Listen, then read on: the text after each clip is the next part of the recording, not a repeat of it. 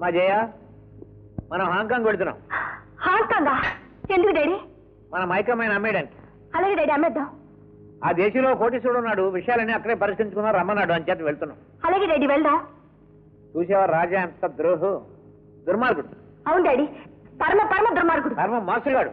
చాలా చాలా మోసగాడు డాడీ. అదేమిటి నువ్వు రాజానే మోసగాడు అంటున్నావు? మీకు విరోధైన వాడు నాకు బద్ధశత్రువు డాడీ. ఇంతకి ప్రయాణం ఎప్పుడు? రేపే. Okay daddy, okay.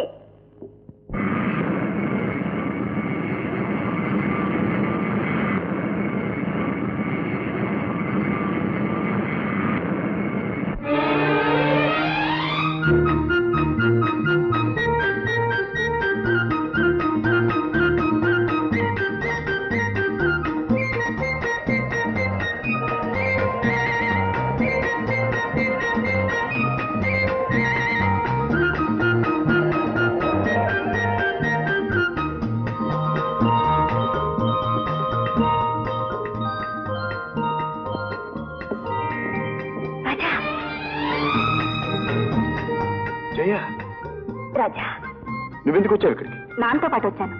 నాన్న నీ మీద కోపంతో మైకాగా నమ్మేస్తున్నారు. ఇక్కడ ఎవరో పెద్ద పార్టీ ఉన్నారని, వాళ్ళు పెద్ద మొత్తం ఇస్తానన్నారని తెలిసొచ్చాం. మోహన్ కోసం నువ్వు ఇక్కడికి వచ్చినట్టు తెలిసింది. నిన్ను ఎలాగైనా కలుసుకొచ్చిన ఆశతో నాన్ని రెచ్చగొట్టి ప్రయాణం చేయించాను. అవును, నువ్వు ఇక్కడికి వచ్చిన పని ఏమైంది? ఏమైంది? అంత అయోమయంగా ఉంది. అదిగో మీ నాన్నగారు వస్తున్నట్టున్నారు. నాన్నకి నువ్వు ఇక్కడ ఉంటున్నట్టు కానీ, నిన్ను నేను కలుసుకుంటున్నట్టు కానీ తెలియడం మంచిది కాదు. మరి నేను కలుసుకోవడం ఎలా? నేను ఈ హోటల్లోనే ఉంటున్నాను. ఇదిగో ఈ వాకిటాకి నీ దగ్గర ఉంచుకో. అవసరం వచ్చినప్పుడు మన ఇద్దరం మాట్లాడుకోవచ్చు. ఓకే? అలాగే.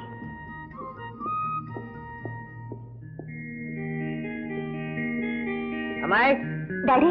ఏమిటి ఎక్కున్నావా? చాలా బాగున్నాయి డాడీ, అందుకని. ఇవన్నీ తర్వాత చూడొచ్చు.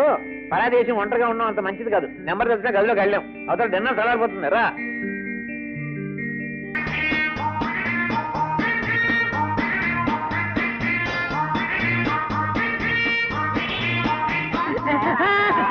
బంగారం కాలేదు, తీసేసి బంగారం మీద కాలు వేయదు.